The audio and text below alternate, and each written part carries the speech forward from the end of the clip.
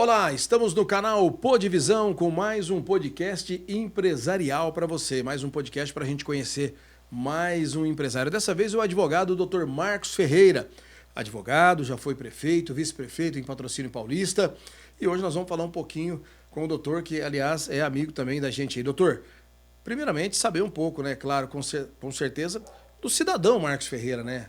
Onde você nasceu, como é que construiu a sua vida até chegar aí hoje na profissão de advogado, doutor? Posso te chamar de Xará, não é? Pode chamar de Xará, claro. Marcos Xará, né? Então, Xará, para mim é uma honra estar com você aqui hoje, conversando com você e com seus ouvintes, os seus telespectadores. Uma satisfação estar aqui falando com vocês. Eu nasci aqui na cidade de Franca, em 1971, na Santa Casa de Franca. Tenho uma relação muito afetiva e carinhosa com a Santa Casa. A Santa Casa aqui é uma instituição, uma entidade importante para toda a nossa cidade, a nossa região, de há muito tempo, né? Porque a Santa Casa é uma instituição histórica do século XIX ainda, enfim, ou do século XX, na verdade, começo do século XX. Então, para mim, é uma satisfação. As Santas Casas, que são hospitais públicos e que vivem um momento muito difícil, né? Mas, enfim, eu nasci aqui em Franca, em 71, sou francano, nasci no mês de outubro. Eu nasci no mesmo ano que foi criada aqui, naquela época era importante isso, hoje nem tanto, mas a diocese naquela época foi criada também em 71, né? E, enfim, Xará, é uma satisfação para mim ser francano, amo essa cidade, amo essa região e estamos aqui na jornada.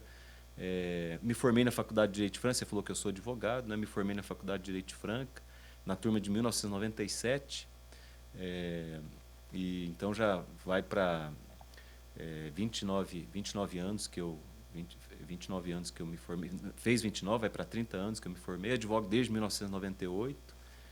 Nós temos um escritório de advocacia que a sede é em Patrocínio Paulista, né? Então a minha atuação profissional é como advogado. E amo a política, eu gosto de política, sempre gostei de política, conforme você disse, fui prefeito de Patrocínio Paulista, 2013, 2016, vice-prefeito 2009, 2012.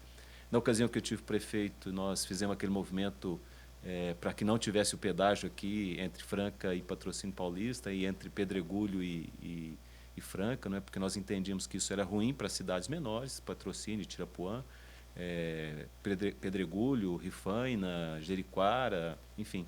Mas também era muito ruim para Franca, para a economia de Franca, porque a economia de Franca, entre aspas, é dependente da economia da região, mas nem dependência, é interação, mais que dependência, interação, né?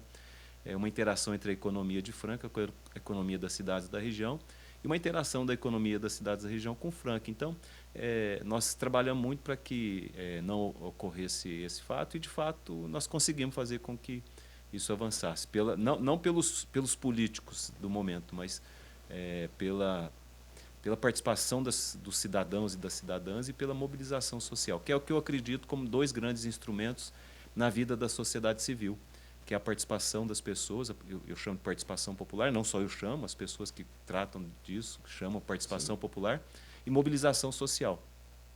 Eu entendo que esses dois instrumentos são importantes nessa atuação da sociedade civil, né? Quando aconteceu na sua vida essa questão, né, da afinidade com a advocacia, né? Isso veio primeiro que a política? De fato, isso veio antes que a política. Eu fiz filosofia, Xará. Eu fui seminarista na Capelinha, 1989, 89 a 91. Na ocasião tinha, não sei se é conhecido seu, mas as pessoas talvez possam conhecer, tinha o Frei Réia, tinha o Frei Lauro, o Frei Rui, e foram pessoas importantes na minha formação humanista, vamos dizer assim, da filosofia. E o curso mais próximo da filosofia, que tinha no momento, quando eu saí do seminário, porque eu não tinha condições de continuar no seminário por uma questão de não poder cumprir os meus compromissos como seminarista, eu fui, então, prestei administração e prestei direito. E o mais próximo de mim era o direito, assim, de como ver as coisas, né? E aí fui fazer direito e me apaixonei. Fiz direito no Brejão, né? Então, na FDF, na Faculdade de Direito de Franca. Eu brinco, falo que sou anfíbio. Nós que formamos na Faculdade de Direito de Franca podemos falar que somos do Brejão. Então, falo que Porque quem é do Brejão é anfíbio, né? E, enfim, então o direito surgiu a partir daí, a partir da minha ligação com a filosofia, com a minha ligação com o humanismo, e aí então cheguei até o direito. E na advocacia, qual que é a especialização? No escritório nós fazemos bastante previdência, tributário, a área mais civil, né? Mais civil. Trabalhista bem pouco. O foco nosso é previdência e... Como é que você vê essa área sua hoje? Falando um pouco nessa parte tributarista, previdência, tem mudado muito? Hoje tem que estar muito mais atento a tudo que está acontecendo. Como é que você vê essa parte da advocacia na sua área? A advocacia sempre teve que estudar muito e sempre teve que estar sempre atualizado, né, Charles? É uma área... Uma vírgula muda tudo. Né? Tudo. E hoje mais ainda com a inteligência artificial, com a mudança da legislação. Inclusive saiu agora uma reforma tributária, né, que faz pouco tempo que foi aprovada pelo Congresso e logo o ano que vem começa a vigir a nova reforma tributária, que trouxe instrumentos interessantes, né? Inclusive questão do cashback para o contribuinte. Tem umas coisas que parece que vão ser interessantes. Ainda tem que ser bastante esmiuçada e estudada a reforma tributária, mas trouxe avanços e acho que... Mas no direito tem que estudar sempre, tem que estar sempre atento e sempre estudando. Charal, eu queria que você falasse um pouco. Hoje nós entendemos assim, né? Hoje nós estamos numa cidade como Franca. É uma cidade que ela tem buscado uma transformação, né? Nós tivemos um momento do ápice que tornou a cidade a capital do calçado, né? Também a capital do basquete, mas vamos falar mais a questão de atividade econômica voltada para a indústria. Ela se tornou a capital do calçado. Depois nós tivemos um período em que o calçado sentiu muito, né? Vamos falar, as mudanças de mercado dentro do país e até fora do país. Algumas empresas fecharam, outras empresas migraram para outros estados onde você tem um incentivo fiscal Sim. melhor para trabalhar, mas enfim, nunca deixou de ser a capital do calçado. Como é que você vê isso do ponto de vista, até pela experiência administrativa que já teve como na área pública como prefeito e hoje também na parte de advocacia, né, querendo ou não é um empresário nessa área do direito. Como é que você vê essa questão hoje para que haja, primeiro, uma sustentabilidade, né, dentro dessa evolução, para que você se torne autossustentável, para que não haja essa oscilação? Como é que você vê essa área empresarial de Franca hoje? Xará, eu penso que tem que avançar na busca de investimento para diversificação da base econômica de Franca, né? Eu penso que é importante que nós encontremos caminhos que levem a uma reformulação profunda do desenvolvimento econômico da cidade de Franca e da região. É óbvio que Franca sempre teve essa questão do calçado e, conforme você disse, é um momento, e já há uns 20, 30 anos que isso vem gradativamente acentuando a dificuldade, né? Então, na minha avaliação, na minha percepção, é que nós temos que encontrar um outro arranjo econômico para a nossa cidade, para a nossa região. Isso está ligado à questão do investimento, está ligado à questão de busca de novos nichos industriais para trazer para a nossa região. Eu, particularmente, vejo a nossa cidade, a nossa região, um potencial muito grande para a indústria do turismo. Eu penso que isso é muito forte para nós, porque nós estamos a pouco espaço, a pouca distância do Mar de Minas, nós estamos a pouco espaço da questão da Serra da Canastra, e Franca tinha que criar, e os empresários, eu penso que nós, francanos, tínhamos que criar essa ideia de Franca como receptivo. Franca criar um trabalho para... E aí fazer com que houvesse o turismo de evento, o turismo de negócio, o turismo geológico, porque nós temos aqui situações, Serra do Botucatu, quem conhece essas coisas, nós temos turismo ecológico, nós temos turismo de aventura, não é?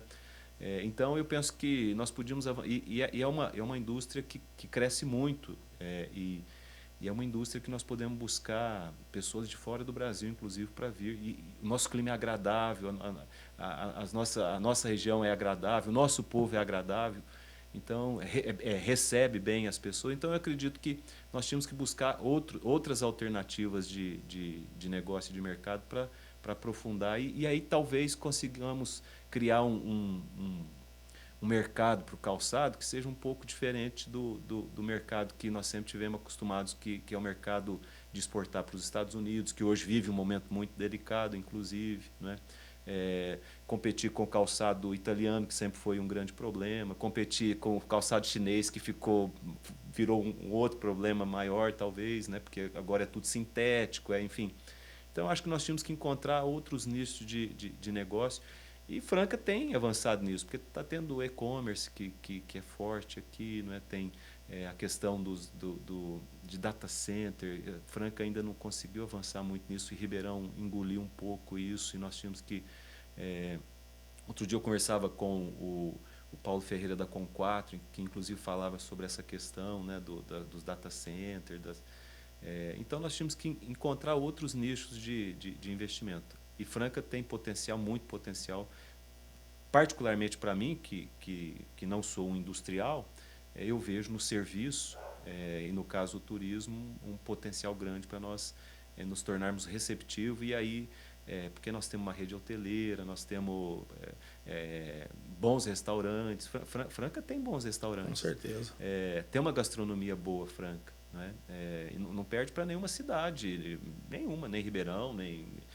talvez São Paulo, porque São Paulo é um pouco diferente, mas, enfim.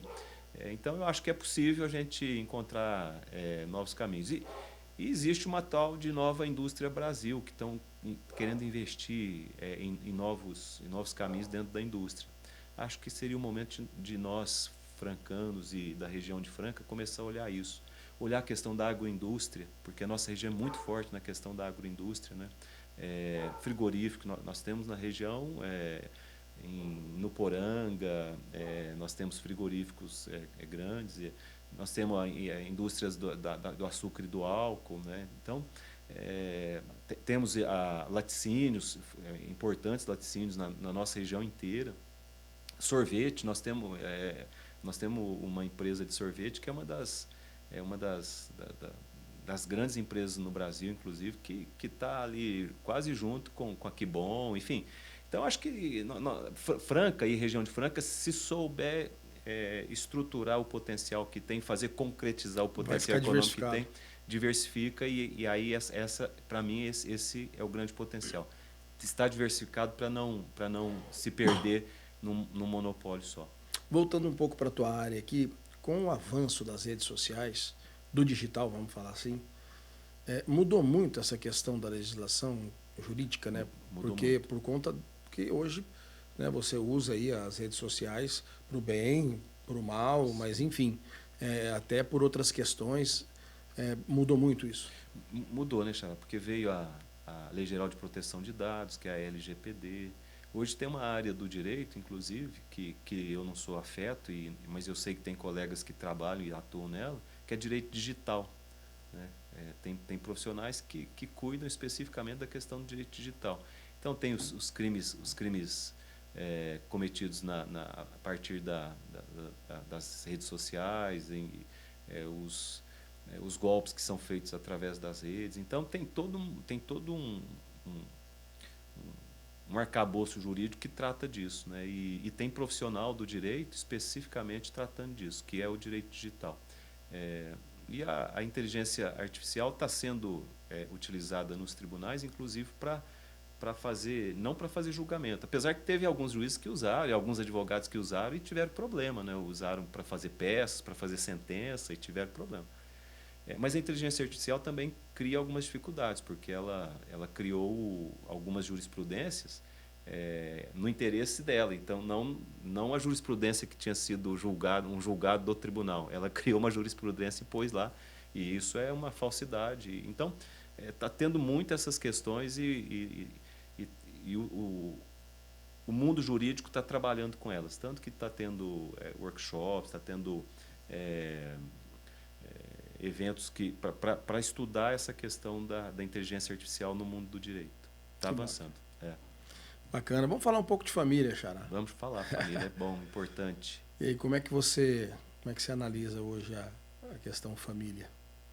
Xará, eu vejo com tranquilidade essa questão, porque eu penso que a humanidade é uma grande família. Eu penso que nós tínhamos que começar a partir daí.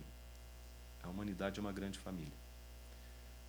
A condição humana, que é o que faz com que cada um de nós sejamos humanos, ela é idêntica em qualquer um de nós. Não importa se eu nasci no Oriente, se eu nasci no Ocidente, se eu nasci branco, se eu nasci preto, se eu nasci brasileiro, se eu nasci estadunidense, se eu nasci francês. A condição humana me faz humano como qualquer outro ser humano. É o que me distingue de um cachorro, de uma vaca, e eles são seres importantíssimos na criação de Deus, mas, enfim, o humano é humano e não importa a origem ou a condição socioeconômica dele, ele vai ter a condição humana sempre humana. Então, eu vejo a humanidade como uma grande família e eu penso que nós temos que cultivar isso, é o primeiro ponto. Até para tentar evitar de irmão matar irmão, de irmão... E aí nós trazemos para o micro, e aí eu falei no macro, assim, aí a gente traz para o micro e a gente vê os mesmos problemas do micro na questão do macro, né, da humanidade, assim. Irmão matando irmão, filho matando pai, pai matando filho. E eu acho que essas relações, Xará, elas deviam melhorar a partir de cada um de nós, né? Olhar, poxa, mas é meu pai, eu preciso honrar meu pai. Pô, é minha mãe, eu preciso honrar minha mãe. É meu irmão, eu preciso honrar meu irmão. E eu vejo a família algo importante na vida do ser humano.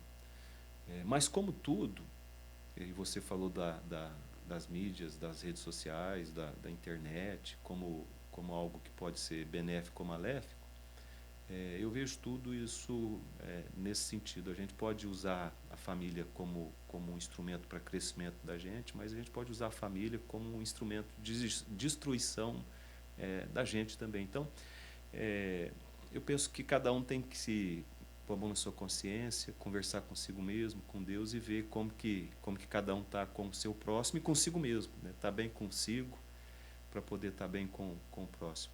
Eu tenho 2 filhas, na verdade nós tínhamos 4 filhos, eu e a mãe das minhas filhas. 2 faleceram e temos 2, Camila e Gabriela. Para mim, particularmente, é o grande tesouro que eu tenho. Se eu tenho algum patrimônio, não é grande, mas tem alguma coisinha, tem um carrinho, tem uma casa, mas nenhum bem meu é superior à relação e o carinho, o afeto que eu tenho pelas minhas filhas. Mesmo sabendo das dificuldades que elas têm, das dificuldades que eu tenho, das qualidades que eu tenho, dos defeitos que eu tenho, da convivência que às vezes pode, em determinado momento, não ser do jeito que nós queríamos que fosse. Família é isso, né? Família é um conjunto de amontoado de sentimentos e eu acho lindo isso, eu acho muito bonito. Só penso que a gente devia entender que nós temos que nos amar, nós temos que nos respeitar e a família é um espaço para esse aprendizado, talvez, de entender que nós temos que conviver com a diferença, porque nós temos 3 irmãos, 4 irmãos, cada um de um jeito, né? E aí você tem mais afinidade com um, menos afinidade com o outro. É assim que funciona, né? Eu acho que é desse jeito que funciona. O que você... Um arrependimento, algo que você fala, poxa, mesmo arrependimento do que fez ou do que falou, não fiz, deveria ter feito. Uhum. Tem isso na vida do Marcos Ferreira? Tem sim, claro, vai ter sempre na vida da gente, né? Eu vou te falar uma coisa da minha atuação como prefeito, assim, uma coisa que me deixou muito aborrecido. Nós aprovamos, quando eu estava prefeito, nós aprovamos o Distrito Industrial de Patrocínio Paulista, Mário Roberto. Fizemos tudo. A documentação, a burocracia, fizemos tudo. Registramos, parcelamos, fez cada lote, fez tudo. E eu, como prefeito, consegui uma porção de máquina nova, de retroescavadeira, de moto-niveladora, e eu podia ter aberto as ruas do distrito, e o próximo prefeito que viesse continuava o projeto. Eu tentei fazer tudo de uma vez com uma licitação. E a licitação não avançou e não fez. E até hoje o Distrito Industrial de Patrocínio Paulista, no Mário Roberto ali, não saiu. Vai fazer 10 anos que eu saí do mandato e até hoje não viabilizou. Se eu tivesse feito a abertura das ruas, porque o projeto todo está aprovado, está registrado no cartório de registro de imóvel. Se eu tivesse feito a abertura das ruas, eu podia fazer, tinha as máquinas, tinha os engenheiros da prefeitura, tinha tudo, mas eu tentei fazer tudo de uma vez, e se eu tivesse dado um passo, e depois quem viesse desse outro passo, estaria pronto. E aí, conclusão que eu tiro da vida, para mim, na vida é um passo de cada vez, né? Então, se a gente der o primeiro passo, depois continua. A minha frustração, talvez a maior frustração que eu tenho assim, foi essa, eu acho, assim, da minha vida, inclusive. E a maior alegria que eu tenho foi quando as minhas filhas nasceram, e a maior tristeza foi quando eu perdi meu filho. Assim, eu e a mãe das minhas filhas, nós perdemos nosso filho. Talvez foi a maior tristeza que eu tenha sentido até hoje. E o nascimento delas e a convivência que eu tenho com as minhas filhas talvez seja a maior alegria que eu tenho assim, no meu dia a dia, na minha vida. E a frustração é não ter colocado o distrito aberto às ruas. Para a gente finalizar, o que faltou para o Marcos fazer que ainda não fez e quer fazer? E o que o Marcos de hoje diria para o Marcos de uns 20, 30 anos atrás? Vou começar pela última, que o Marcos de hoje falaria, se encontrasse o de 20, 30 anos atrás, ia falar assim, continua que nós estamos indo bem, nós temos muita coisa para avançar, mas continua que lá na frente vai chegar bem as coisas. Eu falaria isso para ele, faz o que você está fazendo e está tudo certo, porque o produto lá na frente pode ser melhorado, vai ser melhorado, mas nós estamos entregando bom produto para os nossos semelhantes. E a outra questão a questão do que você gostaria de fazer que ainda não fez. Que eu gostaria de fazer que eu não fiz. Xará, o que eu gostaria de fazer que eu não fiz? Realizar na profissão, talvez, um feito, né, na vida.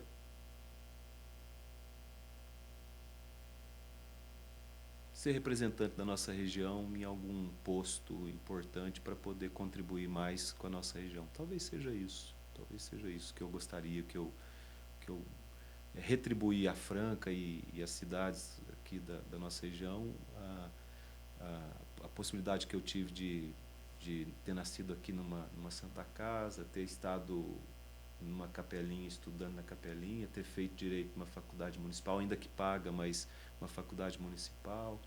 Acho que é retribuir de algum modo com o meu trabalho como homem público, talvez. É isso que me foi oferecido até hoje. Acho que é isso, Xará. Acho que é isso. Uma mensagem final para a gente finalizar. Que toda vez que um ser humano faz algo de benéfico para o outro, ele eleva a humanidade.